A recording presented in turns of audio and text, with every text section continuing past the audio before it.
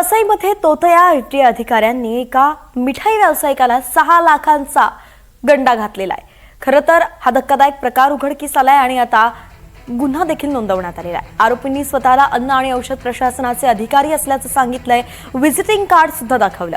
दुकानात अनियमितता असल्याचं सांगून त्याचे फोटो व्हिडिओ माध्यमांमध्ये व्हायरल करण्याची धमकी दिली आणि या भीतीचा फायदा घेत त्यांनी 3 हप्त्यांमध्ये एकूण 6 लाख रुपये उकळलेत। या प्रकरणी माणिकपूर पोलीस ठाण्यामध्ये विजय जाधव, स्वाती तुलसकर, तेजस राठोड यांच्यासह 7 जणांच्या विरोधात गुन्हा दाखल झालेला आहे। याबाबत अधिक माहिती दिलेली आहे माणिकपूर पोलीस स्टेशनचे वरिष्ठ पोलीस निरीक्षक हिरालाल जाधव यांनी।